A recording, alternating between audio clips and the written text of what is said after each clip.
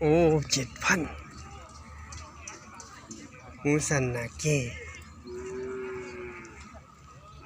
ว่าอย่างนี้นะ7,000ที่ซื้อปัญหาที่เดี๋ยวพี่น้องที่มันขายไปได้7,000นะครับเนื้อมันหลายอยู่แต่ไหนแล้วจะให้เบิ่งถ่ายมันก็ได้เล่งถ่ายพี่น้องมื้อนี้อาจจะต้องกรับนะครับนะแต่ผมจะลงวันเสาร์กลับไปกรีดยางนะครับช่วงนี้ยางกันพอได้อยู่กิโลละขี่ยางก่อนนะครับโลละ25 บาท50โลละ26 บาทอยู่นะครับนะตัวนี้ได้7,000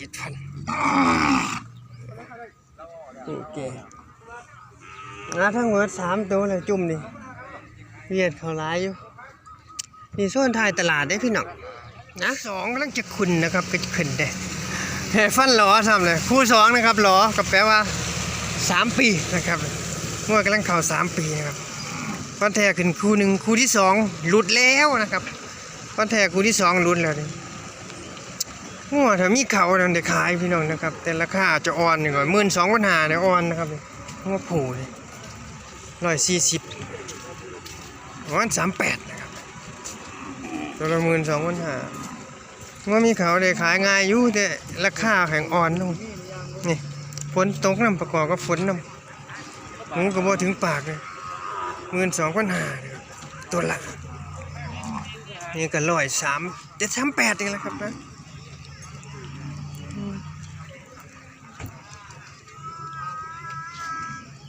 2,500เลยเนาะโอเคพี่น้องประมาณนี้แหละหายแล้วมาถึงตัวใหญ่22ตัวหน่อย11,000มาที่ไอ้แล้ววอลลิตคู่นี่32,000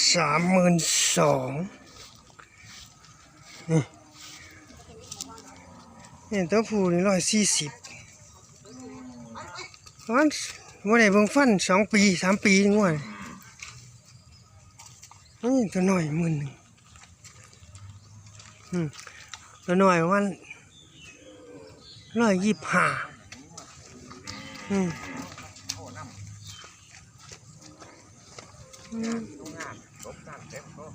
มาเอาเงินนะเพื่อนทุน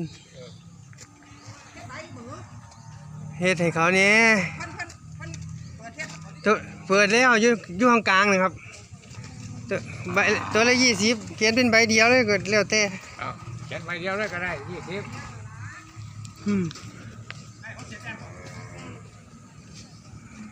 2022,000ตัวนี้11,000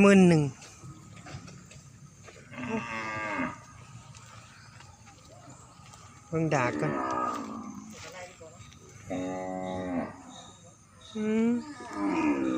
ได้เท่าไหร่ละตัวนั้น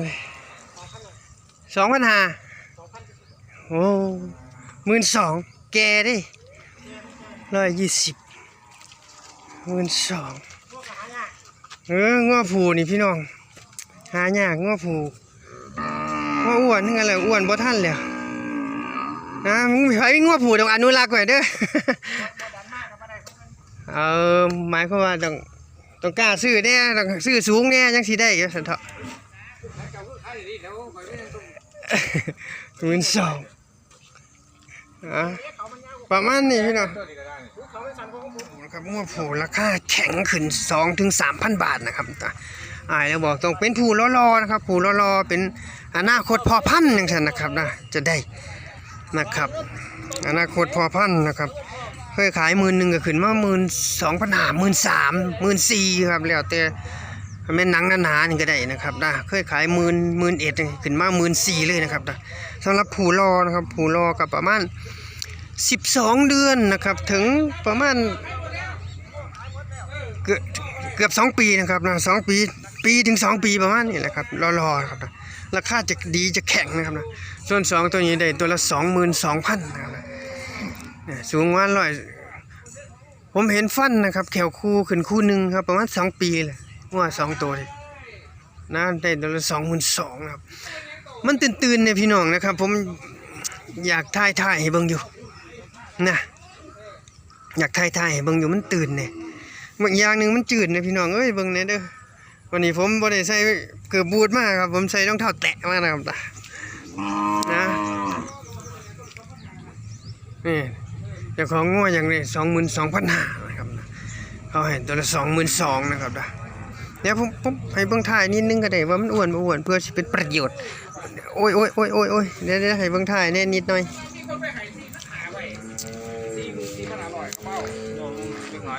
จืดผมสิลงเลยเด้อพี่น้องเพราะว่ามือนี่พ่อนี่ลงถ่ายประมาณนี้แหละเดี๋ยวมันตื่นนี่ก็บ่ได้อ้วนปานใดพี่น้องนี่บ่ได้อ้วนปานใดดอกโอ้น่ะนี่โยพี่น้องประมาณนี้เดี๋ยวมันตื่นพี่น้องเดี๋ยวพาเบิ่งว่าผู้2ตัวนะครับได้ตัวละเท่าไหร่นี่บรรยากาศอยู่ด้านกลางสนามนะครับนะชื่นแช่เลยฝนตกเลยต้องใส่รองเท้าบูทจักหน่อยเรื่องนี้ตัวละ10,000เท่าไหร่ 2,500 ว่ะสูงมัน120พี่น้องว่ามัน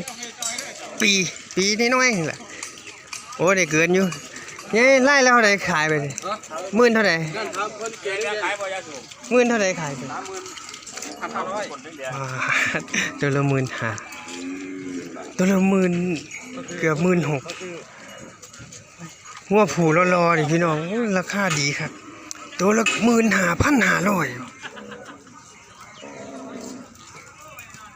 เกือบตัวละ16,000ตัวนี้โอ้ยหัวผูเด้อพี่น้องเด้อผมฮู้ล่ะเพราะอ้ายแล้วบอกล่ะอ้ายแล้วบอกพุ่นแล้วว่างัวผูรอๆเนี่ยแข็งโปกเลยราคานะครับนะงัวผูรอๆจะบ่ค่อยมีปานใดนะราคาขยับ3พุ่นละ3ถึง5พุ่นจอดอยู่ไกลๆพุ่นลงจากรถแล้วก็เพิ่นก็เข้าร้านอาหารกับพี่น้องซื้อน้ำซื้อในซื้อกินซื้อยาก่อนนะครับสำหรับเวียดนามเพิ่นมาซื้องัวอ้วนนะ2รถตู้มีแต่หน้าใหม่ๆได้หน้าเก่าๆบ่ค่อยเห็น